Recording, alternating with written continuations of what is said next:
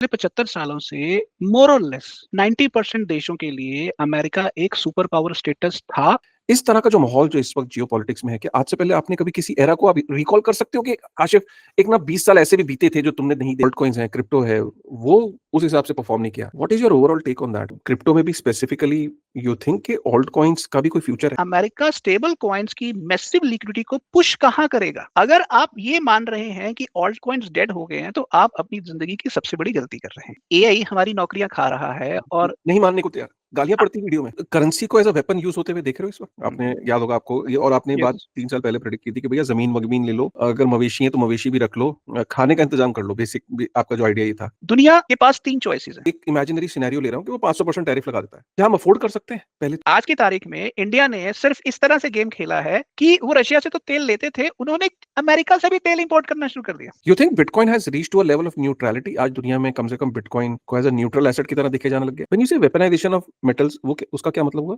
अगर कल को वाकई ब्रेटन वुड्स 3.0 आ गया और गोल्ड मॉनेटरी स्टैंडर्ड बन गया तो अमेरिका के कंगाल होना तय है। ये कोई ओह, छोटी मोटी लड़ाई नहीं है, ये तीसरे विश्व युद्ध से बड़ी लड़ाई है। तो अमेरिका एक मामले में चाहे बूढ़ा हुआ बदमाश है, पर उसे ये पता है कि हवा किस तरफ बह रही है। अगर अमेरिका ने 500% का टैरिफ लगा दिया तो इंडिया को क्रिप्टो कंप्लीटली एम्ब्रेस करना पड़ेगा। There is no other way out. Kashif, अभी तो शुरुआत है, मैं आपको कुछ 2-3 और चीजें भविष्यवाणी कर रहा हूं। क्रिप्टो दुश्मन नहीं है, क्रिप्टो दोस्त है। अगर आप क्रिप्टो को गालियां निकालते रहोगे अब संसद में बैठकर, तो जब मौका आएगा क्रिप्टो को अपनी ताकत बनाने का, आप वो मौका, वो समय गवा चुके होगे। तब तक अगले 5 साल में 90% फिएट करेंसीज ऑलमोस्ट खत्म हो अरे जाएंगे। सर, डोनाल्ड ट्रंप ने तो फेक अपना बना के प्रोफाइल पिक्चर लगा दी जहां पे वो अपने आप को प्रेसिडेंट कह रहा है वेनेजुएला का। जो डेवलपिंग कंट्रीज हैं, वो जो स्ट्रेटेजिक क्रिप्टो रिजर्व्स बनाएंगे, वो सिर्फ बिटकॉइन के नहीं होंगे, उसके अंदर कम से कम 8 से 10 कॉइन्स होंगे। जो भी project already product market fit में आ चुका हुआ है, जिसकी यूटिलिटी साबित हो चुकी हुई है, जिसके monthly active wallet addresses million से ज्यादा हैं,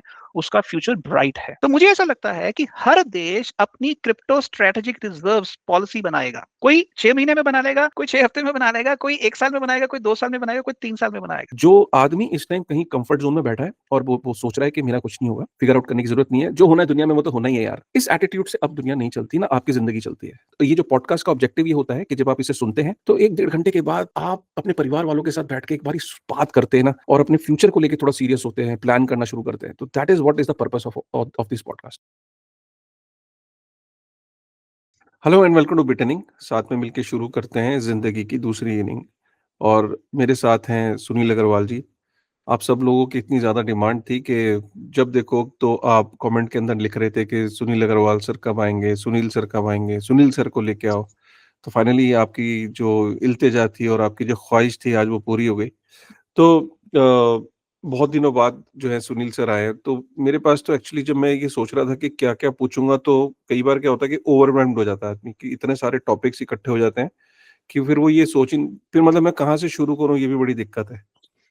फिर मैंने एक सॉल्यूशन निकाला कि यार लोगों की बहुत ज़्यादा डिमांड थी और पिछले कुछ महीनों से मैंने देखा कि लोगों ने क्या-क्या पूछा है। अब कुछ चीज़ें इर्रेलेवेंट हो गई हैं क्योंकि कुछ चीज़ें अब क्लियर हो गई हैं कि क्या होने वाला है। और कुछ चीज़ें जब आपने पूछी थी तब उसकी इम्पोर्टेंस थी। तो आज जो है ना हम इस टॉपिक को, डिस्कशन को बहुत ऑर्गेनिक करंट अफेयर्स जो इस टाइम हो रहे हैं उसके मद्देनज़र, मैं आपके भाव को समझता हूँ आपकी, और अब क्योंकि अ, थोड़ा-सा हम रेगुलर करेंगे इस चीज़ को, तो अगर आपके फिर भी कोई क्वेश्चन ऐसा अनआंसर्ड रह गया हो, जो आपको लग रहा हो कि नहीं, नहीं मेरा वाला अभी तक नहीं पूछा, तो उसको डाल देना कमेंट में और हम डेफ़िनेटली उसको पूछेंगे। आज का जो टॉपिक है वो है कि अ, जो हम दुनिया में इस वक़्त देख रहे हैं, पर्सनली स्पीकिंग, जब मैं अपने घर में बात करता हूँ, अपने परिवार में जैसे डाइनिंग टेबल पे जनरली डिस्कशंस होती हैं, तो कन्फ्यूजन का माहौल है, अनसर्टेनिटी है कि हो क्या रहा है दुनिया में। अगर आप देखो तो सिर्फ ऐसा नहीं कि अभी तो आपको ना दिख रहा होगा कि डोनाल्ड डोनाल्ड ट्रंप क्या कर रहा है। लेकिन अगर आपने अभी रिसेंटली देखा होगा कि सऊदी अरेबिया और यूएई के अंदर भी कॉन्फ्लिक्ट हमने सुना। तो जो किसी ने नहीं सोचा था। लोग तो ये कहते थे कि यार यूएई और सऊदी अरेबिया में कभी कॉन्फ्लिक्ट हो ही नहीं सकता, वहां पे भी देखा। इस टाइम जियोपॉलिटिक्स में जो भी टेंशन्स हो रही हैं, उससे हम रिलेटेड डिस्कशन करेंगे, ठीक है? तो इसकी शुरुआत में इस क्वेश्चन से करता हूँ सबसे पहले सुनील सर से, कि सुनील सर, जो इस वक्त डोनाल्ड ट्रंप कर रहा है, ठीक है, वेनेजुएला पे उसने अटैक किया, कोलंबिया को उसने धमकी दी, ग्रीनलैंड को उसने कैप्चर करने की ख्वाहिश उसने ऑलरेडी जाहिर कर दी है, क्यूबा को उसने बोल दिया कि मैं तुझे छोड़ूंगा नहीं, ईरान को बोल रहा कि मैं तुझे निपट लूंगा, रशिया को बोल रहा कि तूने यूक्रेन से लड़ाई नहीं लड़ी, तेरे को भी देख लूंगा, नेटो ने बोला कि अगर तुम ग्रीनलैंड की तरफ आओगे तो हम तुम पे पहली गोली चला देंगे, डेनमार्क ने बोला, उसने बोला नेटो कौन है मैं नहीं जानता, नेटो को तो हमने बनाया, नेटो को हमने आज तक प्रोटेक्ट किया है, नेटो से वो लड़ाई लेने के लिए तैयार है, चाइना तो उसका कभी दोस्त था ही नहीं। मुझे ये समझ नहीं आ रहा, इनफैक्ट इंडिया पे भी वो 500% टैरिफ के रिमार्क्स दे रहा है। एक्चुअली लोग ये समझना चाहते हैं, तीन चीजें, तीन तरीके से लोग देख रहे हैं इसको, जो मैं लोगों से बात की मैंने जब आप नहीं थे, तो तीन तरह के ओपिनियन है। एक, ये सोची समझी साजिश है कि ये वेल प्लान्ड कोई कोई पर्टिकुलर वेल प्लान्ड चीज है जो डोनाल्ड ट्रंप, क्योंकि यही डोनाल्ड ट्रंप पहले जब प्रेसिडेंट बना था तो ऐसी हरकतें नहीं करता था। बहुत अच्छा पॉइंट बोला किसी ने, ये अचानक क्या हुआ, तो कुछ ये वेल प्लान्ड कुछ तो है, वो अभी उसके पत्ते खुले नहीं है। अच्छा चलो, दूसरा ये कह रहे हैं कि यार ये जो यूएस का डेट है ना, जो सुनील सर भी कहते थे कि भाई ये डेट पे ऑफ नहीं कर पाएंगे, मॉडर्न इकोनॉमिक्स में, मतलब किनेजियन इकोनॉमिक्स में डेट को पे ऑफ करना भी नहीं आया, मतलब वो लगता है कि वो पे ऑफ करेंगे, बट मुझे एक देश तो बताओ जिसने डेट को पे ऑफ कर दिया हो। तो डेट को पे ऑफ करना ही नहीं, वो तो इंटरेस्ट पे ऑफ करते चले जाएंगे। अब डेट इतना बड़ा हो गया कि इंटरेस्ट भी पे ऑफ नहीं हो पाएगा। और तीसरी चीज ये कि डोनाल्ड ट्रंप वाकई दिमागी रूप से बीमार हो गया है, मतलब उसको कुछ फितूर कहते हैं ना, हमारे हिंदुस्तान में कहते हैं ना, फितूरी हो गया बंदा। तो वो फितूर हो गया है कि वाकई उसकी एज का उसके ऊपर कुछ ऐसा, जैसे जो बाइडन साइलेंट हो गया था, तो क्या इसके ऊपर फितूर आ गया है कि वो नहीं, उसको जो मन कर रहा है वो कर रहा है। कि उसने तो अभी पावल के ऊपर भी उसने बोला कि अभी तो 6 महीने बचे हैं इसके, चल यार मैं इसके ऊपर भी कोई लीगल केस डाल देता हूँ और इसको हटाता हूँ, ठीक है। क्रिमिनल केस ओपन हो गया डिपार्टमेंट ऑफ जस्टिस के द्वारा। और सोचिए कि फेडरल रिजर्व की जेरेमी पावल को सामने आना पड़ा वीडियो लेके कि भाई मेरे ऊपर जो क्रिमिनल केस का जो ये बनाया गया, इसका इसके पीछे की वजह क्या है। तो सर आज जनता ये समझना चाहती है आपसे, आपका क्या टेक है और आपका क्या ओपिनियन, और आप इन तीन चीजों में से कौन से पक्ष में हो, या आपका कोई चौथा ही पक्ष है। तो welcome sir once again. Thank you Kashif, मुझे बिटनिंग चैनल पर बुलाने के लिए। और ये जो बातें तुमने कही हैं, इनमें से कोई भी बात गलत नहीं है। तीनों में थोड़ा थोड़ा एक सच का अंश है, पर वो जो सच है एक तरह से अधूरा सच है, क्योंकि आप बेसिकली बीमारी के सिम्टम्स गिना रहे हो, बीमारी नहीं बता रहे हो। Got it? फंडामेंटली क्या हो रहा है कि पिछले 70-75 सालों से जो दुनिया का, जिसे वर्ल्ड ऑर्डर कहते हैं, उस वर्ल्ड ऑर्डर की एक ग्रामर बनी हुई थी। और वो ग्रामर को एक छोटा सा झटका 1990-91 में लगा था, जब बाईपोलर से दुनिया यूनिपोलर हुई थी। बट अगर आप ध्यान से देखिए तो पिछले 75 सालों से मोर और लेस 90% देशों के लिए अमेरिका एक सुपर पावर स्टेटस था और आज भी है। बट अब क्या हो रहा है कि वो जो बाइपोलर स्टेटस था वो एक तरह से वेस्टर्न हेमिस्फीयर का स्टेटस था, ठीक है। बट अब क्या हुआ है कि उसको एक नया चैलेंजर मिल गया है, जो चैलेंजर एक लेवल पर चाइना है। तो अब जब आप 75 साल ताकतवर रहते हैं तो 75 साल ताकत के इस्तेमाल से लोगों को तो डराते हैं, पर दुनिया का कहते हैं ना, हर बदमाश बूढ़ा भी तो होता है ना। तो जब वो बदमाश बूढ़ा होता है तो वो मोहल्ले के हर बंदे को जाके धमकाना शुरू कर देता है, देखो मैंने तुम्हारे साथ ये किया था, अब मैं तुम्हारे साथ ये कर दूंगा, अब मैं तुम्हारे साथ वो कर दूंगा। तो बेसिकली ये कुछ उस तरह की बात है। अगर आप ग्लोबल पॉलिटिक्स और एक मोहल्ले की पॉलिटिक्स को कोर ह्यूमन लेवल पर समझने की कोशिश करें, सिंपल कोर ह्यूमन लेवल पर, पावर पॉलिटिक्स के लेवल पर, तो जो भी ट्रंप कर रहा है वो अपने आप में उस वर्ल्ड ऑर्डर के टूटने का सिम्टम है। वो वर्ल्ड ऑर्डर एक ऐसी चीज होती है जो आपको कांस्टेंट लगनी शुरू हो जाती है। फॉर एग्जाम्पल, आप अपने घर के अंदर जब एंटर करते हैं तो आपको पता है कि सोफा वहां पड़ा है, डाइनिंग टेबल वहां पड़ा है, बेडरूम वहां है, रसोई वहां है, ये चीज वहां रखी हुई है। तो उसी तरह से दुनिया के निजाम में एक खास तरीके से चीजों को प्लेस किया जाता है। हिरार्की ऑफ पावर में कौन टॉप पर है, कौन मिडल में है, कौन बॉटम में है, वो सारी चीजों के हिसाब से एक बैलेंस ऑफ पावर एडजस्ट होता है।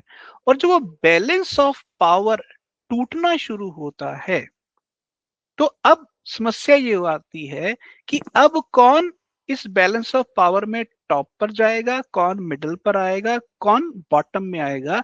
तो वो इक्वेशन बदल जाती है। तो अब क्योंकि ग्लोबल वर्ल्ड ऑर्डर की ग्रामर चेंज हो रही है, और ग्रामर जब चेंज होती है तो पुराना सिस्टम टूटता है और नया सिस्टम बनना शुरू हो जाता है। तो मुझे ऐसा लग रहा है कि डोनाल्ड ट्रंप के ऊपर जो हिस्टोरिकल प्रेशर है इस चेंज का, वो इस चेंज को हैंडल नहीं कर पा रहा है और इसलिए ये सारी चीजें कर रहा है। अगर हम इस चीज को देखें कि हैंडल नहीं कर रहा है, आप कहीं ना कहीं मानते हो कि अपनी जो पावर है, जिस हिसाब से वो पावर को एक्सरसाइज कर रहा है, आज से पहले ठीक है, जॉर्ज बुश आया, बिल क्लिंटन आया, ऐसा नहीं कि लोगों ने अपनी पावर का इस्तेमाल नहीं किया है। अमेरिका का प्रेसिडेंट का मतलब पावर है। बट आपने भी सर हिस्ट्री को बहुत समय से आप ऑब्जर्व कर रहे हो, और आपका इंटरनेशनल रिलेशनशिप पे तो आपका एक थीसिस है। आपने अपनी जिंदगी का ज्यादा समय जो है वो इंटरनेशनल रिलेशंस को स्टडी करने में निकाला है। इस तरह का जो माहौल जो इस वक्त जियो पॉलिटिक्स में है, क्या आज से पहले आपने कभी किसी एरा को आप रिकॉल कर सकते हो कि काशिफ, एक ना 20 साल ऐसे भी बीते थे जो तुमने नहीं देखे, बट मैं बताता हूँ तुम्हें, वो वाकई वो 20 साल बीते थे। देखो, इस चीज को मैं दो तरीकों से आपको याद करवाना चाहूंगा। पहला, अमेरिका का ये जो पावर डिक्लाइन है ग्लोबल लेवल पर, ये कोई डोनाल्ड ट्रंप के आने से हुआ है ऐसा नहीं है। मैं आपको दो तीन उदाहरण देता हूं। पहला उदाहरण है अ, अफगानिस्तान का। अफगानिस्तान में 20 साल कब्जा करके राज करने के बाद भी $4 ट्रिलियन ऑफ फंड्स लगाने के बावजूद भी उन्होंने क्या हासिल किया? तालिबान वापस वहां पर उनको हरा के, अमेरिकन आर्मी को हरा के वापस वहां पर कब्जा कर लिया। आज कहते हैं कि अमेरिका तालिबान के राज में जो काबुल है, अगर उस काबुल की सड़कों पर चले जाएं तो उसकी जो सड़कें हैं वो बिल्कुल नई, साफ, अच्छी सड़कें हैं। लगता ही नहीं है कि ये वो काबुल है जहां पर हर रोज बम बरसते थे। ठीक है। तो पहली बात तो, ये जो अमेरिका के साथ हो रहा है ये कोई सडन नहीं है, ये एक लॉन्ग ट्रेंडिंग चीज है। पहली उदाहरण अफगानिस्तान की है, दूसरी उदाहरण इराक की है, और तीसरी उदाहरण वियतनाम की है। आप थोड़ा और उससे पीछे चला जाएं तो 19 फर्स्ट वर्ल्ड वॉर और सेकेंड वर्ल्ड वॉर के बीच का जो फेज था, जिसमें यूके, जिसको ब्रिटिश एम्पायर बोलते थे उस समय, उसका डिक्लाइन हो रहा था, तब पाउंड रिजर्व एसेट था और इधर डॉलर का एक्सेंट हो रहा था। तो उस समय भी ऐसी बहुत सारी चीजें हुई थी। इकोनॉमिक क्रैश हुआ था, ग्लोबल डिप्रेशन आया था, यूरोप के अंदर जो फंडामेंटलिस्ट पावर्स खड़ी हुई थी, हिटलर की जैसी, मुसोलिनी जैसी। तो ये सब चीजें कोई नई नहीं हो रही हैं। 100 साल के वक्फे में एक बार ऐसा होता ही होता है, और आज हम उसी चीज को दोबारा देख रहे हैं। और इसको एक डेमोग्राफर, बहुत पॉपुलर डेमोग्राफर है, ग्राफर है नील हाउ, और उनकी किताब है, अपने एक मित्र के साथ उन्होंने लिखी है, उसका नाम है फोर्थ टर्निंग। तो फोर्थ टर्निंग बेसिकली एक वर्ल्ड ऑर्डर का लास्ट फेज होता है, उसके बाद एक नया फेज शुरू होता है। तो ये फोर्थ टर्निंग का जमाना है। तो इसलिए मुझे ऐसा लगता है कि अमेरिका बौखला रहा है। और उसकी बौखलाहट सच्ची भी है, क्योंकि आपने जब एक प्रिविलेज पर रहने की आपको आदत पड़ जाती है और वो प्रिविलेज छूटती है आपसे, तो आप एक लेवल पर तो मतलब चीखे मारते हैं ना। सर एक बात बताइए, ऑडियंस यहाँ पे ध्यान से सुन रही होगी कि हमने बहुत टाइम पहले काफी कुछ चीजों की प्रिडिक्शन की थी आपने, जिसमें यू नो अगर आप देखो तो gold has performed well based on that prediction, silver has performed really well based on that prediction, bitcoin has performed decently well, मतलब मैं नहीं कहूंगा कि एक्सीडिंगली वेल, क्योंकि बिटकॉइन अभी भी लोग कहते हैं कि यार मतलब 1.25 का हाई बना के आया, मतलब बट ऑल्ट कॉइन्स जो आप क्रिप्टो के बारे में बड़े बुलिश थे, काफी लोगों ने बोला कि सर कि सारी प्रेडिक्शंस तो ठीक रही, लेकिन जो ऑल्ट कॉइन्स हैं, क्रिप्टो है, वो उस हिसाब से परफॉर्म नहीं किया। What is your overall take on that?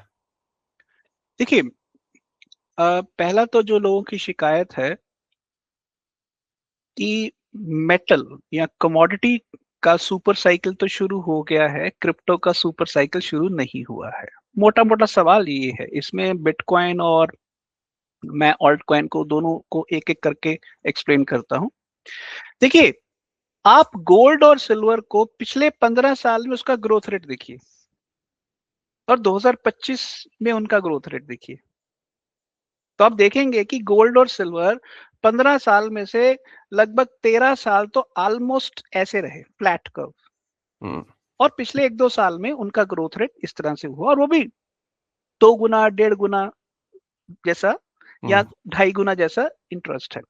आप पिछले 15 साल में बिटकॉइन का रेट ऑफ इंक्रीज देखिए, तो वो गोल्ड और सिल्वर के मेरे हिसाब से 1000 गुना से भी ज्यादा होगा।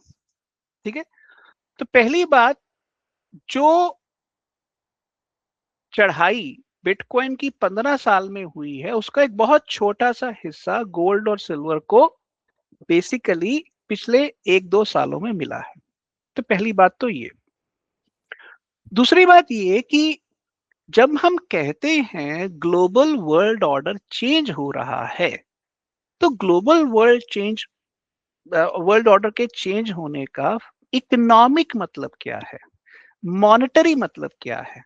और अगर आपको याद हो तो मैंने एक बात बहुत समय पहले कही थी कि हम एक बहुत इस वर्ल्ड ऑर्डर के शिफ्ट में हम इकोनॉमिक लेवल पर अगर कहें, मॉनेटरी लेवल पर कहें, तो ब्रेटन वुड्स 2.0 से ब्रेटन वुड्स 3.0 में शिफ्ट कर रहे हैं। आपको अगर थोड़ा सा दोबारा से रिवाइज कर देता हूं कि 1945 से 1971 तक गोल्ड के ऊपर एंकर्ड था डॉलर। ठीक, 1971 में अमेरिका ने कहा कि हम ये पेग नहीं मानते, अब दुनिया फ्लोटिंग करेंसी रिजीम में चलेगी। तो उसके बाद अमेरिका का जो 10 ईयर बॉन्ड था वो दुनिया का रिजर्व एसेट बन गया और अमेरिका ने जम के नोट छापा, जम के उसने कर्जा लिया। ठीक, वो लगभग 40-45 साल चला और अमेरिका का कर्जा लोग लेने में और होल्ड करने में अपना ही बहुत बड़ी पावर समझते थे। बट अगर पिछले 10 सालों में देखा जाए तो अमेरिका का जो बॉन्ड है, अमेरिका का जो रिजर्व एसेट है, अगर दुनिया के सभी सेंट्रल बैंक्स में देखा जाए तो उनके रिजर्व्स में वो घट रहा है पिछले 10-15 साल से, और गोल्ड का रिजर्व बढ़ रहा है। तो ये क्यों हो रहा है? इसका मतलब है कि वर्ल्ड ऑर्डर चेंज हो रहा है और जो नया वर्ल्ड ऑर्डर आ रहा है ब्रेटन वुड्स 3.0, उसके अंदर जो मनी का स्टैंडर्ड आएगा वो हार्ड मनी आएगा, साउंड मनी आएगा। अब साउंड मनी के अंदर बेसिकली 2 कैटेगरीज हैं जो इस चीज को रिप्रेजेंट करती हैं। एक है लेगेसी कमोडिटीज, जिसमें गोल्ड आता है, जिसमें सिल्वर आता है, जिसमें कॉपर आता है और बाकी रेयर अर्थ मेटल्स आते हैं। एम आई राइट? और इसमें एक दूसरी कैटेगरी आती है, वो है क्रिप्टो। क्रिप्टो के अंदर we start with bitcoin, then we move on to ethereum और then we move on to altcoins. तो बेसिकली कमोडिटी सुपर साइकिल की जो बागडोर है वो चाइना ने अपने हाथ में पकड़ी है, और जो क्रिप्टो के सुपर साइकिल की बागडोर है वो अमेरिका ने अपने हाथ में पकड़ी है। तो जब ये दो चीजें अभी शुरुआत हुई हैं और ये लगभग अगले 10-15 साल चलने वाला है, तो इसलिए इनके रिजल्ट्स आपको आने वाले समय में बहुत जल्दी नजर आने शुरू हो जाएंगे। तो सर एक बात बताइए, क्रिप्टो में भी स्पेसिफिकली यू थिंक कि ऑल्ट कॉइन्स का भी कोई फ्यूचर है? मतलब जिस 100% हिसाब से 90% डाउन है, कोई 95% डाउन है, 100% है, 100% है। बट किन का? जैसे कि क्रिप्टो में भी यू थिंक के, जैसे अगर if I have to just tell you के L1s का है, L2s का है, ब्रिजेस का है, वॉलेट्स का है, किस चीज का you are most you feel very bullish about? देखिए, आप इसको इस तरह से समझिए कि अमेरिका को जब मैं क्रिप्टो के सुपर साइकिल का इंस्टिगेटर या मोटिवेटर कह रहा हूं, और चाइना को मैं गोल्ड और सिल्वर के सुपर साइकिल का मोटिवेटर कह रहा हूं, तो इसका असल में मतलब क्या है उस बात को समझ ले तो फिर आपको सब कुछ समझ में आ जाएगा। देखिए, चाइना ने पिछले 15 सालों से क्रिप्टो को अपने देश के अंदर बेसिकली कोई खास जगह नहीं दी। एम आई राइट? ठीक। उन वो बेसिकली एक डिक्टेटरशिप है। उस डिक्टेटरशिप के अंदर एक ही पार्टी का राज होगा और एक ही करेंसी का राज होगा जो उनके लिए युआन है। एम आई राइट? अब उन्होंने क्या किया, पिछले 15-20 सालों में धीरे धीरे करके गोल्ड और सिल्वर इतना इकट्ठा कर लिया है कि कल को अगर निजाम बदला तो उस निजाम में उनको ऐसा लगता है कि वो दुनिया के अंदर one of the safest currency बन सकते हैं। पर वो अकेला नहीं कर पाएंगे, उनको उसके लिए ब्रिक्स प्लस कंट्रीज की सपोर्ट चाहिए, जिसमें सऊदी अरब, रशिया वगैरह की सपोर्ट आती है। ये तो एक पहला चीज। दूसरा चीज है क्रिप्टो का सुपर साइकिल। देखिए, अमेरिका को एक बात पता चल गई है कि उसका जो डेट है, जो लोग पहले हंस के खरीदते थे, जैसे अमेरिका का डेट चाइना खरीदता था, अपना जापान खरीदता था, बाकी देश भी खरीदते थे, और हेज फंड्स वगैरह बहुत बड़े लेवल पर खरीदते थे। बट अब जो भी ऑक्शंस होती हैं डेट बॉन्ड्स की, अमेरिका उन चीजों को आ, उतनी आसानी से ऑक्शन नहीं कर पाता, क्योंकि हर बॉन्ड बायर टर्म प्रीमियम मांगता है। टर्म प्रीमियम का मतलब होता है कि जो करंट रेट है उससे एक्स्ट्रा मांगता है। तो नतीजा ये है कि अमेरिका को एक बात समझ में आ गई है कि बैंकों के जरिए जो यूरो डॉलर सिस्टम उसने बनाया हुआ था, अब उसको चलाना संभव नहीं है। बट उसके पास एक ऐसी चीज है जो दुनिया में किसी देश के पास नहीं है, वो है डॉलर का नेटवर्क इफेक्ट। अमेरिका इतनी बड़ी ताकत है कि उसने अपने एक ग्लोबल वर्ल्ड ऑर्डर के टूटने के बावजूद भी जो फिएट करेंसीज में डॉलर का नेटवर्क इफेक्ट था, अगर मान लीजिए 85% या 80% ग्लोबल ट्रेड के अंदर डॉलर एक पेयर में से एक जगह, दो पेयर में से एक जगह इन्वॉल्व था, तो स्टेबल कॉइन के जरिए जो क्रिप्टो की मार्केट है उसमें 99% डॉलर की डोमिनेंस है। तो अब अमेरिका क्या कर रहा है, अपने आप को fiat currency manage by banks से शिफ्ट करके अपने आप को on chain stable coin liquidity model में लेके आ रहा है। Got it? अब इसका मतलब ये है कि वो एक ऐसा सिस्टम बना रहा है जिस सिस्टम के ऊपर रेगुलर लेवल पर दुनिया का कोई भी देश कंट्रोल नहीं कर सकता। जब कोई देश कंट्रोल नहीं कर सकता है तो उस सिस्टम के अंदर वो बहुत बड़े लेवल पर लिक्विडिटी पुश कर सकता है। अब मैं आज से अगर 40 साल पीछे जाऊं तो हमारे पिताजी ने एक जमीन खरीदी थी 1980 में, और 1980 में उन्होंने 60 रुपए गज के हिसाब से खरीदी, और 1990 में उन्होंने 50 रुपए गज के हिसाब से बेच दी। 10 साल पंजाब में रियल एस्टेट का दाम बढ़ा ही नहीं। और 1991 में इकोनॉमिक रिफॉर्म शुरू हुए और उस जमीन का भाव बढ़ना शुरू हो गया। आज उस जमीन का भाव 2 लाख रुपया गज है। सीरियसली? Yes yes. अब सोचिए कि उस समय लोगों के पास अपने घर नहीं हुआ करते थे क्योंकि बैंकों से लोन वाली फैसिलिटी नहीं हुआ करती। तब बैंक 28 से 32% रेट ऑफ इंटरेस्ट पर लोन दिया करते थे, आज 9% पर मिलता है। तब 20 साल का लोन नहीं मिलता था, आज 25 साल का लोन मिलता है। तो बेसिकली इसे कहते हैं कि पहले आप एक एसेट क्रिएट करते हो और फिर उस एसेट के अगेंस्ट लिक्विडिटी क्रिएट करते हो। तो अब ये हो रहा है कि अमेरिका स्टेबल कॉइन्स की मैसिव लिक्विडिटी को पुश कहां करेगा? वो पुश करेगा ऑल्ट कॉइन्स के अंदर, जिसमें डीप इन सेक्टर बहुत बड़े लेवल पर आता है, जिसमें यूटिलिटी कॉइन्स बहुत बड़े लेवल पर आते हैं, बहुत बड़े लेवल पर, जिसमें डिफाई एप्लीकेशंस बहुत बड़े लेवल पर आती हैं। तो इसलिए अगर आप ये मान रहे हैं कि ऑल्ट कॉइन्स डेड हो गए हैं, तो आप अपनी जिंदगी की सबसे बड़ी गलती कर रहे हैं। क्योंकि जो जमीन 50 रुपए गज में बड़ी मुश्किल से बिक रही थी, वो 2 लाख रुपए गज कैसे बिकी? क्योंकि सिस्टम बदला। अंदरूनी शहर, पुराने शहर के जो चार दीवारी से निकल के लोगों ने बाहर मूव करना शुरू किया। ये हिंदुस्तान के लगभग हर शहर की ये स्टोरी है।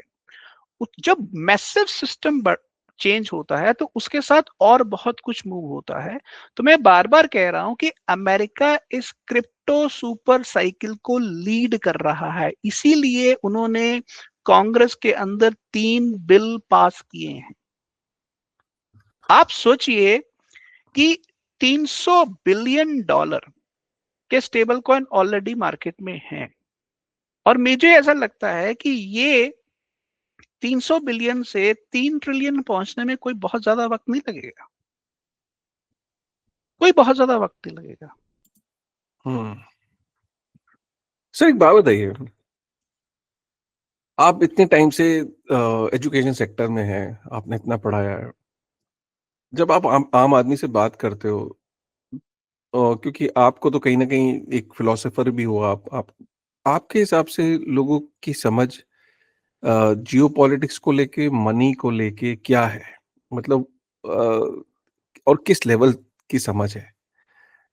मतलब आसपास जब आप लोगों को देखते हो तो आपको आपको लगता नहीं कि बिल्कुल भी people are not really bothered about what is happening around them, and suddenly one day they will realise कि यार ये जो कुछ भी हो रहा है दुनिया में, it is going to impact them no matter if they are part of that और नॉट?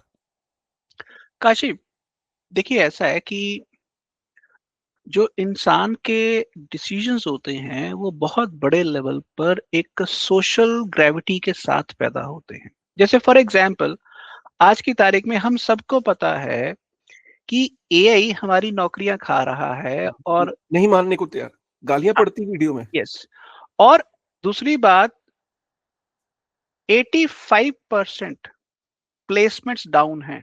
नहीं मानते लोग। 85%। अब आपके शहर में हो रहा होगा जी, हमारे नहीं हो रहा। हाँ, तो वो बात अलग है ना कि लोग मानने को तैयार नहीं है, बट ये मैं डेटा के साथ बात कर रहा हूं। आज की तारीख में कंपनियों का प्रॉफिट प्राइमरली सैलरी की कॉस्ट कटिंग से आ रहा है, पूरी दुनिया में, पूरी दुनिया में। तो इसलिए मुझे ऐसा लगता है कि ये जो सोच है कि आम आदमी कितना सयाना है, देखिए आम आदमी रोजमर्रा की चीजों में कई चीजें बहुत ही समझबूझ से करता है, पर जब कोई मैसिव शिफ्ट आता है तो उसके पास कोई चारा नहीं होता। फॉर एग्जाम्पल, श्रीलंका में जो हुआ, बांग्लादेश में हुआ, नेपाल में हुआ, अब ईरान में जो हो रहा है, जो लोग प्रोटेस्ट कर रहे हैं वो बेसिकली ये कह रहे हैं कि अब हमारे पास कोई ऑप्शन नहीं है। प्रोटेस्ट तो बंदा तभी करता है ना।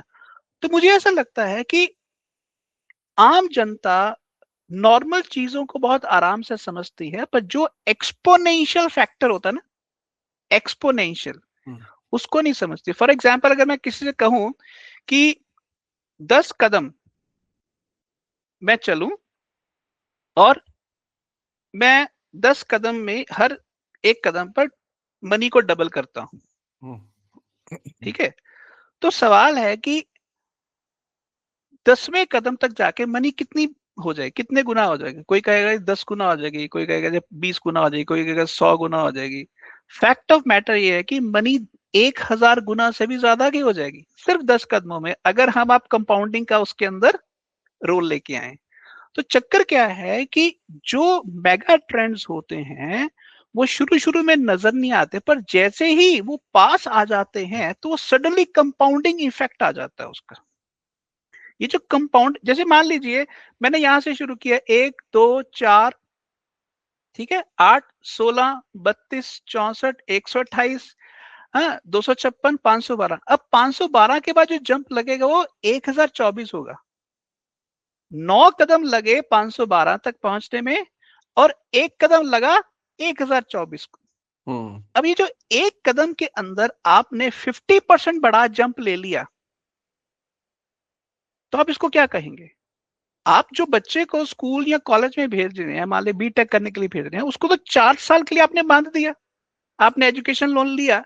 पर अगर 2 साल में पूरा टैक्स सिनारियो बदल गया, तो आपका बच्चा जब पास आउट होगा तो वो कहां खड़ा होगा। तो लोग एक्सपोनेंशियल फैक्टर को नहीं समझ पाते हैं, इसलिए जब बड़ा मैसिव चेंज होता है तो उनसे गलतियां होती हैं। आप करेंसी को एज अ वेपन यूज होते हुए देख रहे हो इस वक्त? 100%। सबसे बड़ा वेपन तो करेंसी है इस वक्त। इस समय मनी हर लेवल पर, हार्ड मनी सॉफ्ट मनी हर लेवल पर वेपनाइज हो रही है। और इसकी मैं 2-3 उदाहरणें आपको दे सकता हूं। पहली उदाहरण मैं आपको सिल्वर देता हूं। आपको सुनकर हैरानी होगी कि सिल्वर मार्केट के अंदर दुनिया में कहते हैं जब बाई मेटेलिक स्टैंडर्ड होता था तो गोल्ड को हार्ड मनी माना जाता था और सिल्वर को सेकंड बेस्ट हार्ड मनी माना जाता था। ओके। और आप 2025 में जब सिल्वर शुरू हुआ था तो $28 का 1 आउंस ऑफ सिल्वर था।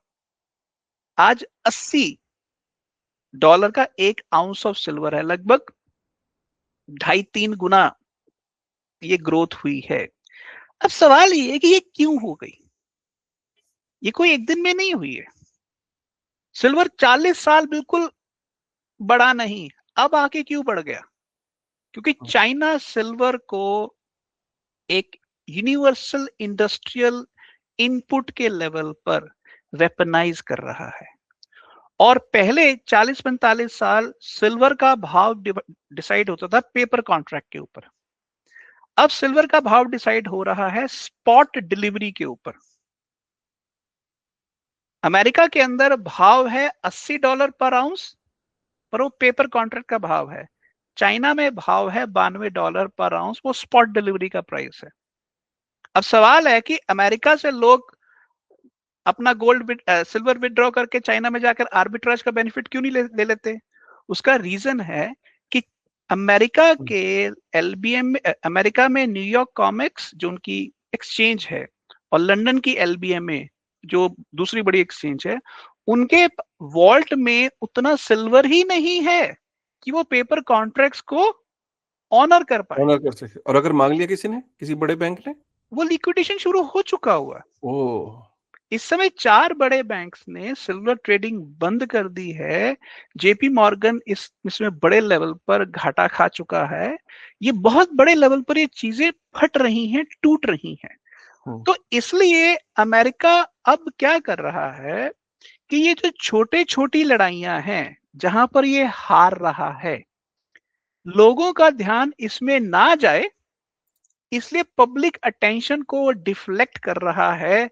माडूरो को कैप्चर कर लिया, ग्रीनलैंड की धमकी दे दी, क्यूबा की धमकी दे दी, कोलंबिया की धमकी दे दी, वो इस तरह की चीजें कर रहा है ताकि लोगों का ध्यान किसी एक चीज पर टिके ही ना।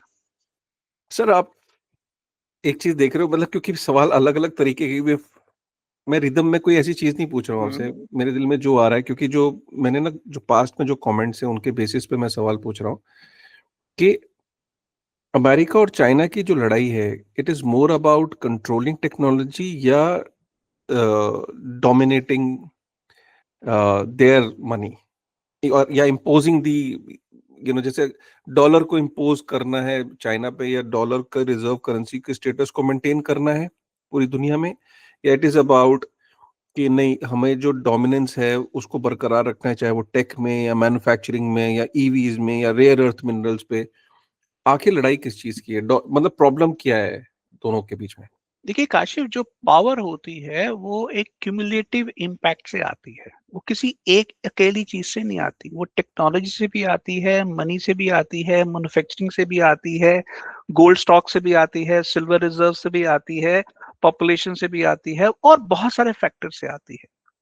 तो उस लेवल पर अगर क्यूमुलेटिव इम्पैक्ट का एनालिसिस किया जाए तो ये बात बिल्कुल सही है कि बहुत बड़े लेवल पर अगर परचेजिंग पावर पैरिटी के लेवल पर देखा जाए तो चाइना अमेरिका से बड़ी इकोनॉमी बन चुका है। ये एक सच है। चाइना की मनी सप्लाई जो वहां के बैंकिंग सिस्टम में घूम रही है वो अमेरिका की डोमेस्टिक मनी सप्लाई से ज्यादा बड़ी है। अमेरिका के मुकाबले में चाइना के पास ज्यादा गोल्ड है, ज्यादा सिल्वर है, ज्यादा रेयर अर्थ मेटल्स हैं। ये एक सच है। और ये बात ना केवल यहां पर, इवन मैन्युफैक्चरिंग और डिफेंस के अंदर भी, और इवन एजुकेशन सेक्टर के अंदर भी, एआई के अंदर भी चाइना अमेरिका से बहुत बेहतर सिचुएशन में है। ये एक फैक्ट है। पर सवाल ये है कि ये जो फैक्ट है, ये जब दुनिया की मार्केट में एस्टेब्लिश होता है तो अमेरिका उस चेंज ऑफ वर्ल्ड ऑर्डर को एक्सेप्ट करने के लिए तैयार नहीं है। ये है प्रॉब्लम। सर, एक बहुत स्ट्रेट अवे सवाल पूछता हूँ। आज के इस दौर में कोई व्यक्ति है, और आपने बहुत टाइम पहले ना कुछ प्रेडिक्शंस करी थी, मतलब जो वीडियोस के अगर मैं खंगालूं, आई एम श्योर कि आपको वो याद भी होंगी। उसमें से आपने कुछ बोला था कि भाई गोल्ड हो गया, हार्ड एसेट्स हो गए, उनको एक्यूमुलेट करो। उसमें आपने बिटकॉइन को भी बोला था, चलो बिटकॉइन एक डिजिटल एसेट में आ जाता है।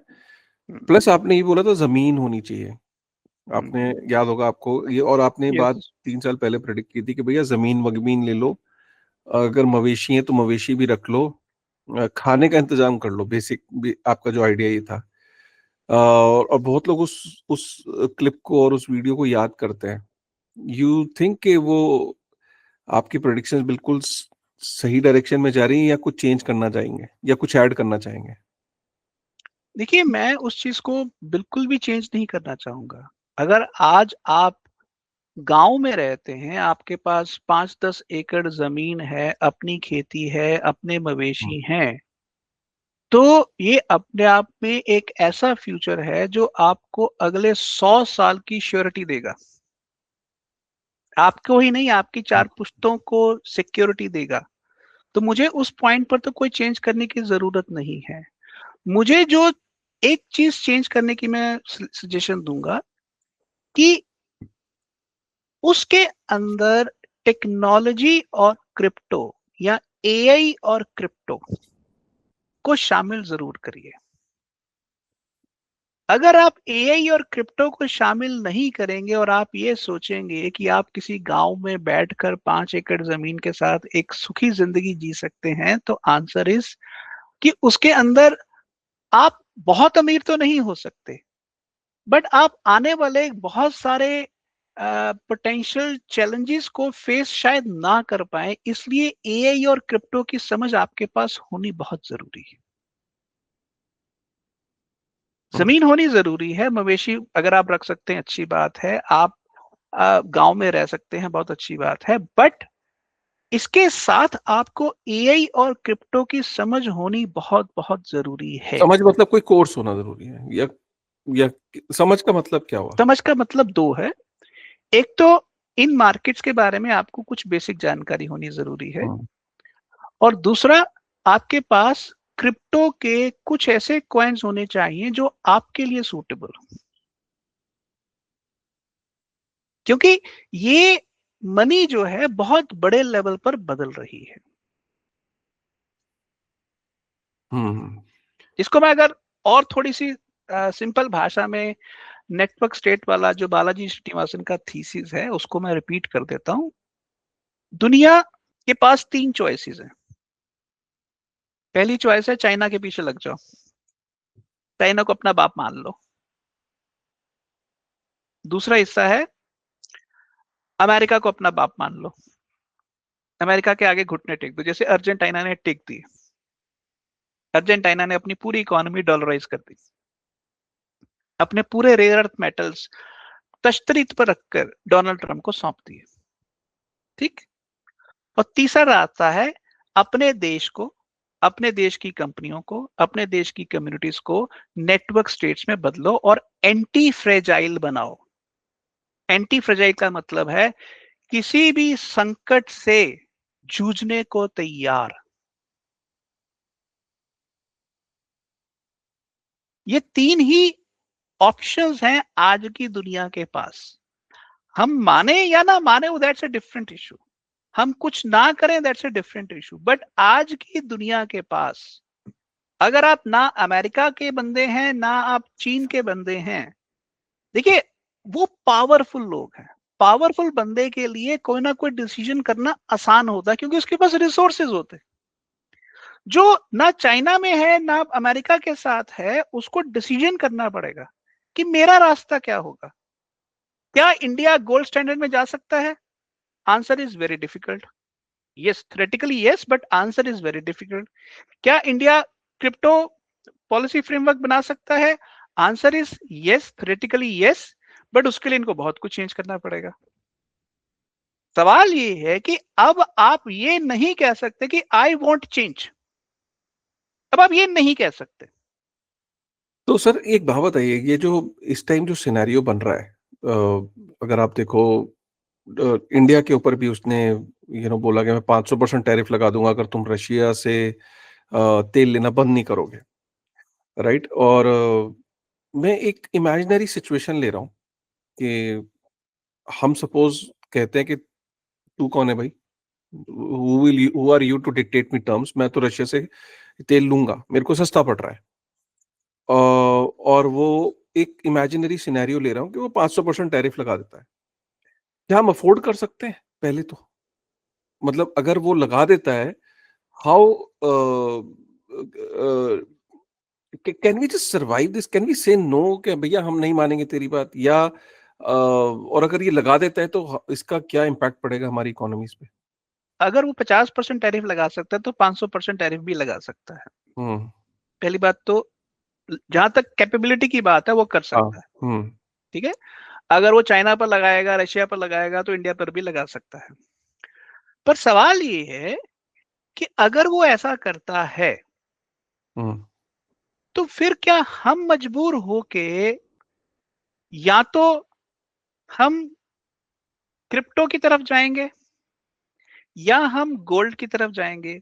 क्या हम जो हमारे यहाँ पर फॉरेक्स रिजर्व में डॉलर बॉन्ड्स पड़े हुए हैं, क्या हम उनको मार्केट में फिर डंप नहीं करेंगे? क्या चाइना डंप नहीं करेगा? तो जिस अमेरिका को हर साल $8 ट्रिलियन ऑफ फ्रेश डेट चाहिए, $8 ट्रिलियन फ्रेश डेट चाहिए, वो फ्रेश डेट अब वो दुनिया अगर उस डेट को होल्ड ही नहीं करेगी तो उसको रेस तो करना ही है ना। फिर उसके लिए वो नोट छापेगा, स्टेबल कॉइन छापेगा और सारी चीजें करेगा।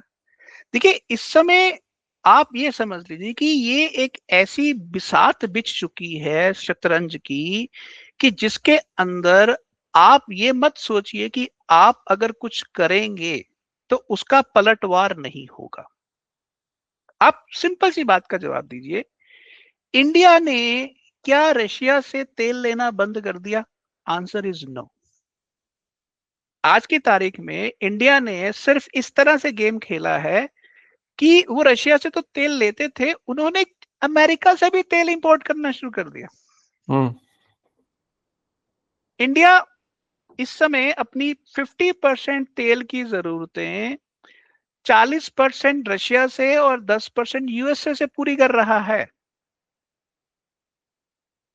तो सवाल ये है कि अगर कल को अमेरिका इंडिया के ऊपर 500% का टैरिफ का प्रेशर अगर डालेगा, तो इंडिया को मजबूर होकर कोई ना कोई फैसला लेना पड़ेगा। और उसे पता है कि अगर वो चाइना की झोली में जाके गिरता है, वो भी उसके लिए बहुत बड़ी सिरदर्द है, और अगर वो अमेरिका की झोली में जाके गिरता है, वो भी उसके लिए बहुत बड़ी सिरदर्द है। तो उसके पास फिर थर्ड ऑप्शन बचती है नेटवर्क स्टेट की, जो मैंने बहुत पहले एक on chain sovereign currency framework की बात की थी, ओसीएससी की, फिर वो वही रास्ता बचता है। इंडिया के लिए आज क्रिप्टो दुश्मन नहीं है, इंडिया के लिए क्रिप्टो आज दोस्त है। तो आप ये कह रहे हो कि क्रिप्टो इज लाइक कहीं ना कहीं इसकी एक सेवियर है, इसके अंदर क्योंकि वो नॉन पॉलिटिकल है। नॉन पॉलिटिकल है। You think bitcoin has reached to a level of neutrality? आज दुनिया में कम से कम बिटकॉइन को एज अ न्यूट्रल एसेट की तरह देखे जाने लग गया? देखिए, पहली बात, मैं इसको न्यूट्रलिटी, एब्सोल्यूट न्यूट्रलिटी जैसा कुछ नहीं होता है। अगर आप सिल्वर और गोल्ड के मुकाबले में बिटकॉइन को देखो, तो अगर पॉलिटिकल या वेपनाइजेशन गोल्ड और सिल्वर में जिस लेवल का हो रहा है, अगर वो 100 में से 90% है, तो बिटकॉइन में वो 10% है। When you say weaponization of metals, वो उसका क्या मतलब हुआ? देखिए, दिखने में हमें लगता है कि मैं इंडिया हूं, ये अमेरिका है, ये चाइना है, बट जो लोग रहते हैं वो सब ये इस्तेमाल करते हैं। जिस पर हम बात कर रहे हैं, लैपटॉप इस्तेमाल करते हैं, बिजली के लिए सोलर सेल इस्तेमाल करते हैं, ईवी गाड़ियां इस्तेमाल करते हैं। इन सभी गाड़ियों में सिल्वर लगता है, और सिल्वर दुनिया के अलग अलग देशों में पैदा होता है, बट उसकी 70 to 80% रिफाइनिंग सिर्फ चाइना में होती है। तो इसका मतलब है कि अब चाइना डिसाइड करेगा कि किसके पास सिल्वर जाए और किसके पास सिल्वर ना जाए। तो आप सोचिए, अगर चाइना कहे कि मैं अमेरिका में सिल्वर एक्सपोर्ट रोक दूंगा, तो टेस्ला गाड़ियों का क्या होगा? Chat GPT, Anthropic, Amazon, Meta, Nvidia की जो गीगा सेंटर्स और जो बड़े बड़े डेटा कंप्यूट सेंटर्स हैं, उनका क्या होगा?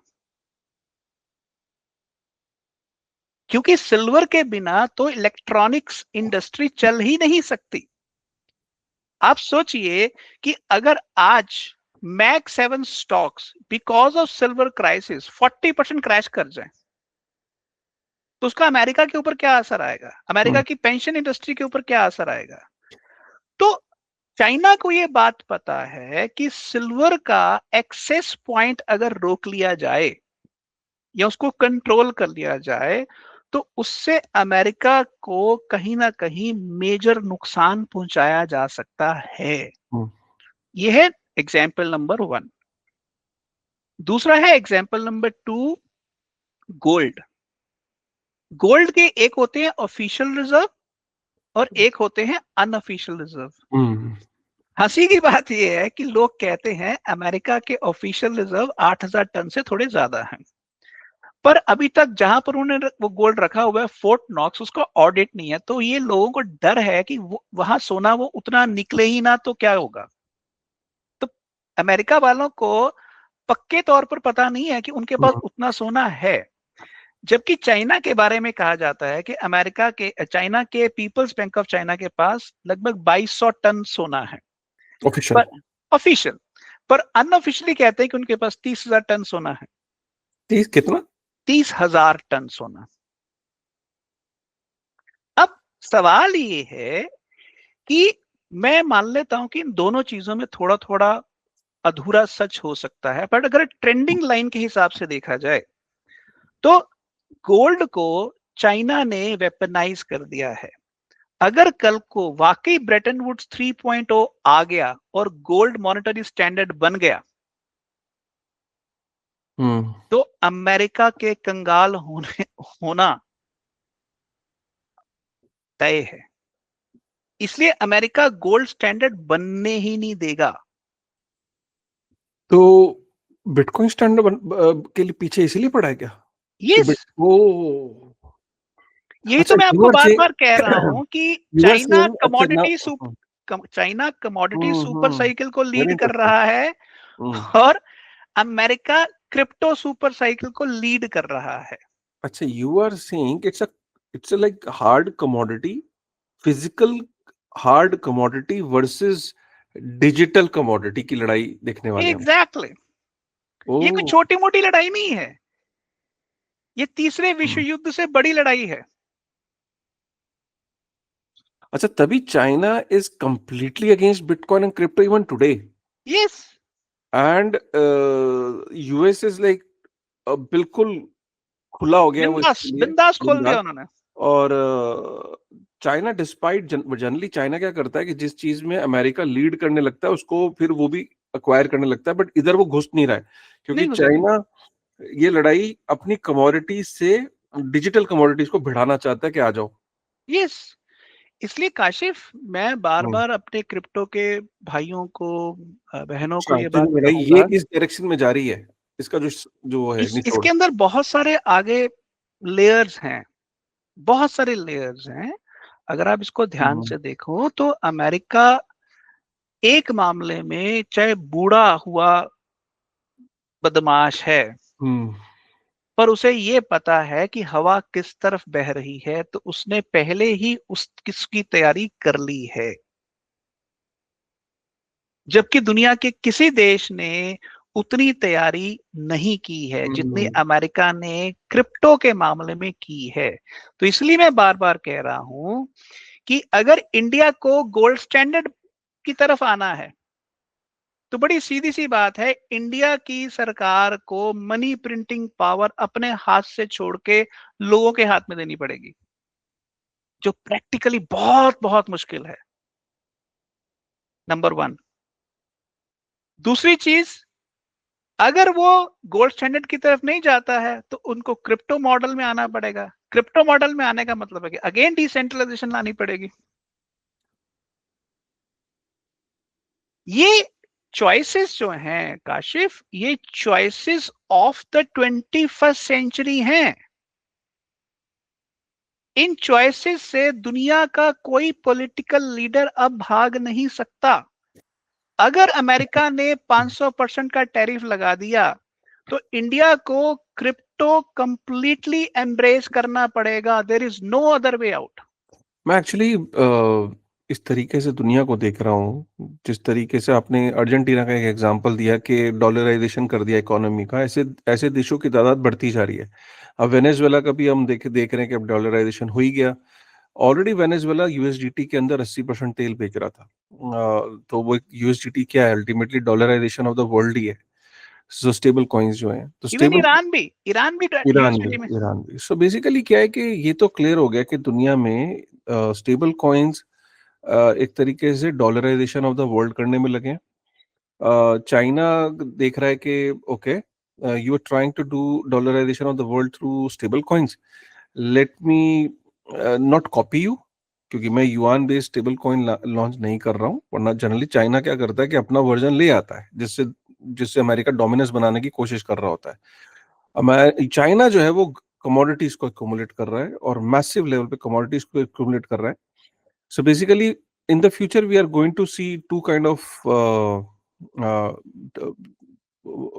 of you know sportsmen in a ring, जो कि एक बहुत ही मोटा है, बहुत ही भारी है कमोडिटीज, और एक है जो डिजिटली एजाइल है और रिंग में इधर से उधर भाग रहा है और उसको मोटे मोटे योकोजुना को थका रहा है। लेकिन एक बार ही वो कह रहा है कि एक बार ये मेरी टांग आ गई ना इसकी मेरे हाथ में, तो मैं इसके बाद गिर जाऊंगा और दबा दूंगा। So that kind of scenario, just understand. So I think अब ये इन दो वॉरियर्स को बाहर ऑडियंस बैठी हुई देख रही है, बाकी देश। अब प्रॉब्लम क्या है कि बाकी देश ना तो इतने बड़े उनके पास पैसे हैं कि वो इतनी बड़ी कमोडिटी को अक्यूमुलेट कर सके। तो और अगर वो स्टेबल कॉइन्स को एम्ब्रेस करते हैं तो उनकी डॉलराइजेशन हो रही है।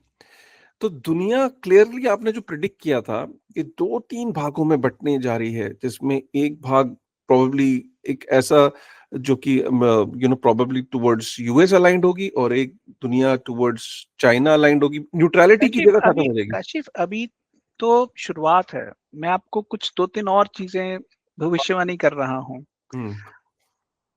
अगर आज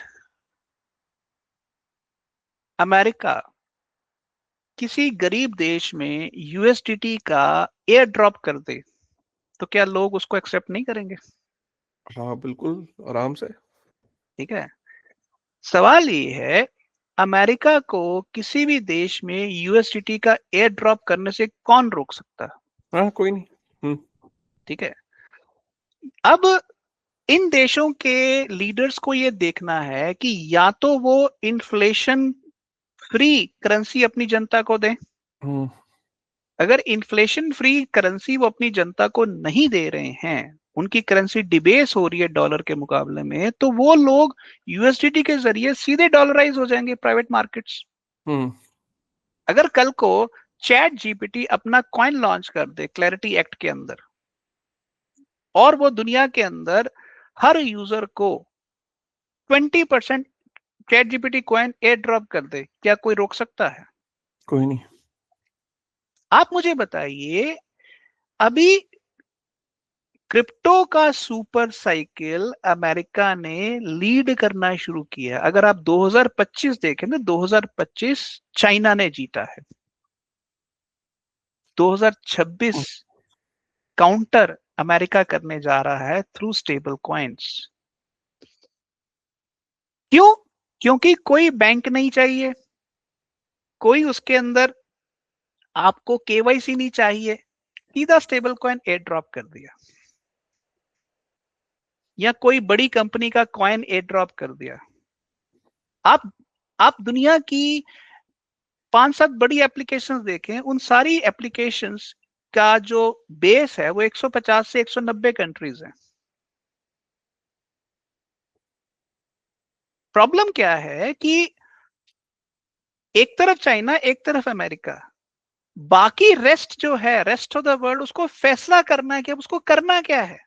क्रिप्टो दुश्मन नहीं है, क्रिप्टो दोस्त है। अगर आप क्रिप्टो को गालियां निकालते रहोगे अब संसद में बैठकर, तो जब मौका आएगा क्रिप्टो को अपनी ताकत बनाने का, आप वो मौका, वो समय गवा चुके होगे तब तक। मैं आपकी बात से काफी हद तक इसलिए एक सेंस बना पा रहा हूँ कि ग्रीनलैंड में एक ओपन उसने एक तरीके का लॉटरी सिस्टम टाइप का ऑफर किया कि $1 लाख पर सिटीजन दे रहा हूँ, हमें ज्वाइन कर लो। मतलब मुझे ऐसा लगता है लिटरली जैसे, मैं काशिफ आपको अभी मैथ्स बताता हूँ। 57, हाँ। आपके उनकी टोटल आबादी है 56,000। 56,000 को अगर वो यूएसडी बांटता तो 5.6 बिलियन में पूरा ग्रीनलैंड की जनता को खरीद लेगा। हाँ, तो ऐसे 5.6 बिलियन तो उनके लिए कुछ भी नहीं है। हाँ, मेरे को एक आइलैंड याद आ रहा है, उसका नाम मैं आपको बताता हूँ। I just forgot. ये ना उसके अंदर मतलब ठीक ठाक वॉल्केनोज हैं एंड उनके पास इतनी एक्सेस एनर्जी कि 3 दिन में उनका काम हो जाता है, जितनी इतनी एनर्जी है। और उनके पास 28 वॉल्केनो है उस आइलैंड पे, और उनकी आबादी सिर्फ 2,80,000 है। तो मैं सोच रहा था कि 2,80,000 को अगर यूएसडीटी में खरीद लिया, डाल के उनके वॉलेट पे सीधा। हाँ, देखो मैंने काशी ये बात पहले भी कही है कि अगले 5 साल में 90% फिएट करेंसीज ऑलमोस्ट खत्म हो जाएंगी। एक सेकंड रुको सर, यहाँ पे बड़ा इंटरेस्टिंग है ये आज से पहले इस तरीके से दुनिया को इवेल्युएट नहीं किया। अब ये देखो ना, कोलंबिया ने घुटने टेक देने तो क्या कहेगा, हाँ भाई चल ठीक है, बता कितने यूएसडीटी। ठीक है, उसके बाद आपका यूरुग्वे, पैराग्वे, ठीक है, आपके अर्जेंटीना तो है ही, फिर आपके क्यूबा, लैटिन अमेरिका तो गया, ठीक है, लैटिन अमेरिका गया, क्यूबा, ठीक है, उसके बाद आप आ जाओ एशिया में घुस जाएगा वो। तो और अफ्रीका, अफ्रीका तो सर वहां पे तो ऐसा है कि मुझे लगता है कि जितना वो 70-80% अफ्रीका तो डेट में दबा हुआ है चाइना के। वो कहेगा लाओ मैं तुम्हारा डेट उतारता हूँ, कितने पैसे देने चाइना के, लाओ बताओ, लाओ अपने अपने वॉलेट ले आओ।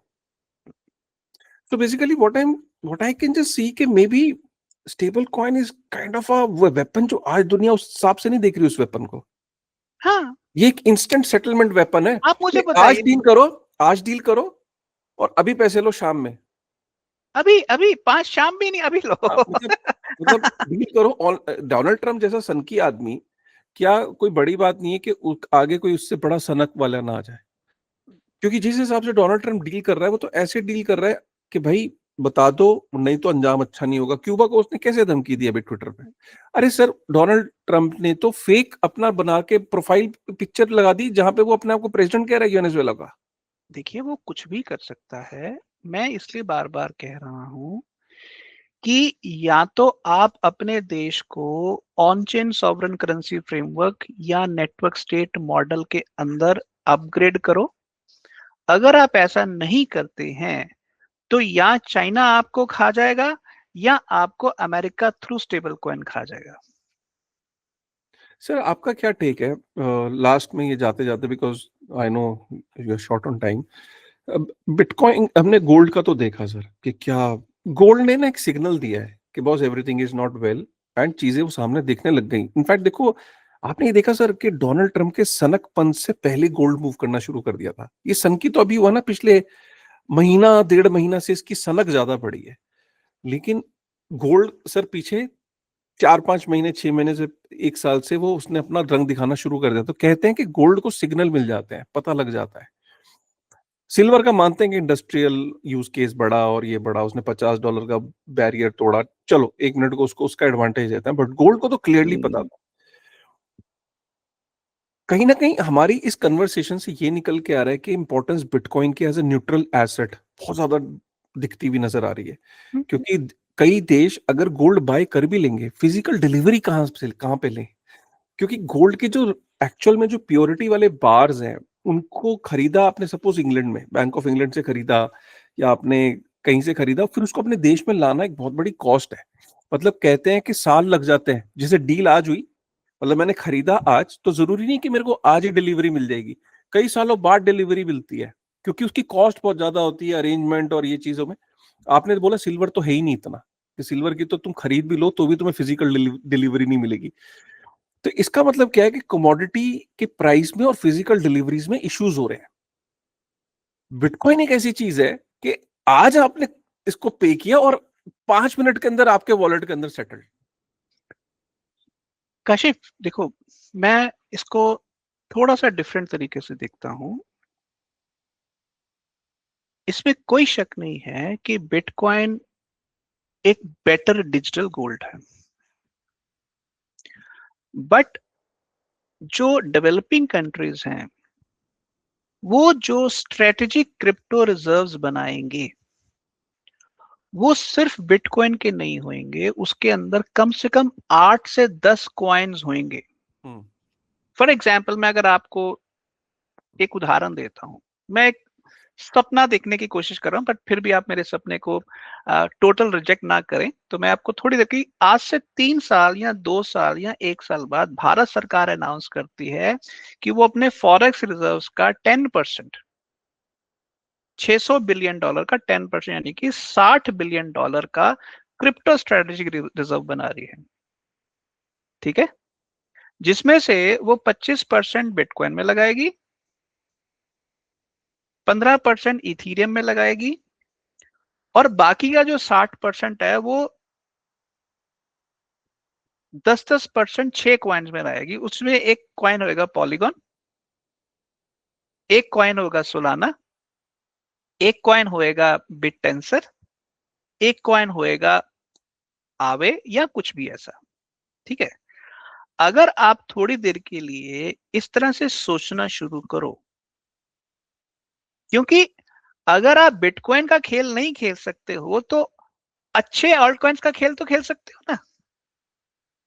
आज अगर आपने मान लीजिए 500 मिलियन पोल खरीद के रख लिए और अपने देश की इकोनॉमी का जो बहुत बड़े लेवल का ट्रांजैक्शन सिस्टम पॉलीगॉन पर चलाना शुरू कर दिया, तो आपके पास बिजनेस कैपिटल भी आ गया एक लेवल पर, और स्ट्रेटेजिक रिजर्व भी आ गया। देखिए, जो भी project already product market fit में आ चुका हुआ है, जिसकी यूटिलिटी साबित हो चुकी हुई है, जिसके monthly active wallet addresses million से ज्यादा हैं, उसका फ्यूचर ब्राइट है। इशू ये है कि हम जब क्रिप्टो की बात करते हैं तो हम बिटकॉइन की बात ज्यादा करते हैं, बट आज आप थोड़ी देर के लिए सिर्फ पॉलीगॉन को अगर देखें तो पॉलीगॉन हर रोज 1 मिलियन पोल बर्न कर रहा है, हर रोज। It's a deflationary asset. तो जो डिफ्लेशनरी एसेट होता है उसकी लॉन्ग टर्म वैल्यू हमेशा पॉजिटिव होती है। तो मुझे ऐसा लगता है कि हर देश अपनी क्रिप्टो स्ट्रेटेजिक रिजर्व्स पॉलिसी बनाएगा। कोई 6 महीने में बना लेगा, कोई 6 हफ्ते में बना लेगा, कोई 1 साल में बनाएगा, कोई 2 साल में बनाएगा, कोई 3 साल में बनाएगा। बट अगर वो चाइना की गोद में नहीं जाना चाहता या डॉलराइजेशन की गोद में नहीं जाना चाहता तो उसके पास क्रिप्टो को दोस्त बनाए बिना कोई चारा नहीं है। मैं आपकी बात से एग्री करता हूँ। ये शुरू हो चुका है। आज ही की न्यूज आपको पता है? क्या? साउथ कोरिया ने 7 साल पुराना बैन हटा दिया है आज। पब्लिकली लिस्टेड कंपनीज को 5% अपनी इक्विटी का टॉप 10 टोकन्स में इन्वेस्ट करने के लिए अलाउ कर दिया है। हाँ, तो वही देखिए ना आप, वो डिजिटल अगर आपने कंपनियां अभी आज हाँ, आज आप अभी आपने जिस बात बोली, मैं आपको उसकी बात की वैलिडिटी बता रहा हूँ। हाँ, तो ये सब जगह होगा। मैंने आपको वैलिडेशन कर दिया। इसलिए गाइस, देखिए, सुनील सर का ना ये ऑब्जेक्टिव नहीं है आपको कहने का कि आप जाके कोई भी रैंडम टोकन उठा लो और because we don't talk about यहाँ पे जो भी इन्होंने टोकन्स के नाम दिए, ये जस्ट एक एग्जांपल के तौर पे है। The whole point what he is trying to tell you is कि बॉस, आपको टाइम तो इन्वेस्ट करना ही पड़ेगा to understand a technology, understand what a token does and what it doesn't do, because 99% of tokens will be dead. ये भी clear है, काफी सारे एक्सपेरिमेंट्स है। what he is just trying to tell you कि there are tokens which might not be doing well in terms of आपकी वो parameter है ना प्राइसिंग का, अरे 90% गिरा हुआ, 80% गिरा हुआ है। ट्रैक्शंस कुछ और है, मतलब उनको जांचने का, जैसे मैं एक आज क्लियर कह सकता हूँ कि भाई इथेरियम ने कई मीम कॉइन्स के अगेंस्ट बहुत ही बुरा परफॉर्म किया है। डज दैट मीन कि those meme coins are valuable and Ethereum is not? That is what I am just trying to tell you. That is what Sunil sir is trying to tell you. Sunil sir कह रहे हैं Lindy effect को समझो कि something which is not dead for the past 15 years, despite the fact कि उसको बंद करना, उसके ऊपर अटैक्स, उसके ऊपर हाइकर्स के अटैक्स, गवर्नमेंट्स के अटैक, रेगुलेटरी अटैक होने के बावजूद अगर नेटवर्क सरवाइव कर गया है तो दैट मीन्स कि उसका लिंडी इफेक्ट ये है कि 15 साल जी गया तो 15 साल और जिएगा। कोई चीज 100 साल जी, जैसे आज गोल्ड अगर 5,000 साल से कोई नहीं बना पाया ना लैब के अंदर, तो लिंडी इफेक्ट ये कहता है कि अगले 5,000 साल तक भी गोल्ड को कोई लैब में नहीं बना पाएगा। That is what he is trying to tell you. Lindy effect वाली चीजों को ढूंढिए, और अगर कुछ समझ में नहीं आ रहा है तो लिंडी इफेक्ट आप बिटकॉइन को सीधा देके कि 15 साल से सर्वाइव करके 15 साल और सर्वाइव करेगा। सो आपको बेसिकली ये समझना है कि जियोपॉलिटिकल सिनेरियो, अब मैं इसको समराइज कर रहा हूं कि जियोपॉलिटिकल सिनेरियो आपके सामने है।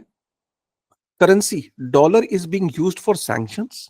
सैंक्शंस, सोचिए कि रशिया का 640 बिलियन डॉलर का रिजर्व था, 300 बिलियन डॉलर सैंक्शन कर दिया। एक देश का जब से उसका जन्म हुआ है, बेचारे के 300 बिलियन डॉलर खा गए। और खाए पता कैसे? सो वेपन चलाने के लिए आपको मिसाइल को लगाना पड़ता है, फिर उसको उसको बनाना पड़ता है, फिर उसको रॉकेट से भेजना पड़ता है, फिर उसे गिराना पड़ता है। भाई, जो फाइनेंशियल वेपन्स में उंगलियां चलानी पड़ती हैं, जैसे एंटर का बटन, फ्रीज, ये फ्रीज और यस, वो पॉपअप आया, मैंने उसको यस का बटन एंटर, 300 बिलियन फ्रीज ऐसे किया उसने। दुनिया ने ये देख लिया कि 300 बिलियन डॉलर जब एक देश के फ्रीज हो सकते हैं, तो यार लड़ाई तो इसका मतलब वेपन तो डॉलर है। तो कमोडिटीज में उतरे देश, और इतने मोटे तरीके से उतरे कि चाइना उसमें लीड कर रहा है, इंडिया भी काफी हद तक 880 मीट्रिक टन को पार कर गया है। सो लड़ाई जो बनती हुई दिख रही है डिजिटल वर्सेस फिजिकल एसेट्स की, और डिजिटल में जो स्टेबल कॉइन है वो डॉलर को लीड कर रहा है, इधर से चाइना कमोडिटीज को लीड कर रहा है। दुनिया के जो देश हैं इन दोनों लड़ाइयों में जीत नहीं पाएंगे। क्या वो चाइना को बीट कर पाएंगे in terms of accumulation of commodities? नहीं कर पाएंगे। क्या वो यूएस को बीट कर पाएंगे यूएस डॉलर स्टेबल कॉइन्स में? नहीं कर पाएंगे।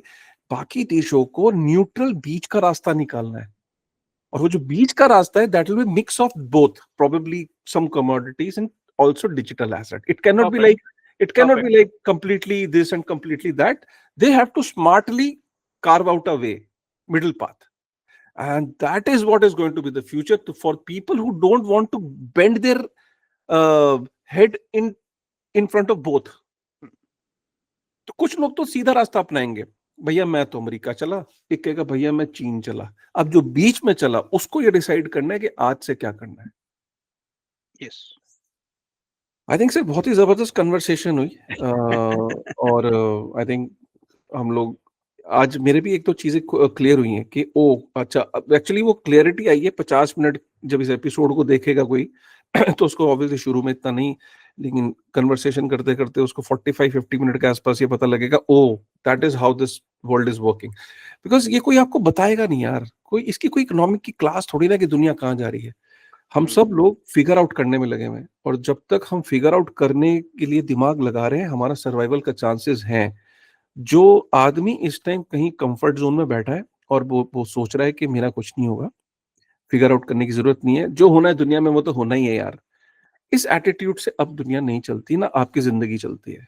तो ये जो पॉडकास्ट का ऑब्जेक्टिव ये होता है कि जब आप इसे सुनते हैं तो 1-1.5 घंटे के बाद आप अपने परिवार वालों के साथ बैठ के एक बार बात करते हैं ना, और अपने फ्यूचर को लेके थोड़ा सीरियस होते हैं, प्लान करना शुरू करते हैं. तो that is what is the purpose of this podcast. Thank you very much Sunil sir, फिर से आपको बुलाएंगे, और फिर से हर हफ्ते इनफैक्ट अगर हम इसको कर देना चाहे थोड़ी देर के लिए कर दें तो बहुत ही बढ़िया रहेगा. और आई एम श्योर आपके पास तो सर अंबार है नॉलेज का. तो लोगों से रिक्वेस्ट यही है कि अगर कुछ नया कुछ सुनना चाहते हैं, कोई टॉपिक, कोई पर्टिकुलर चीज, तो एक बार कमेंट करके जल्दी ही लेके आएंगे. चलिए, with this thought, thank you very much. Bye bye.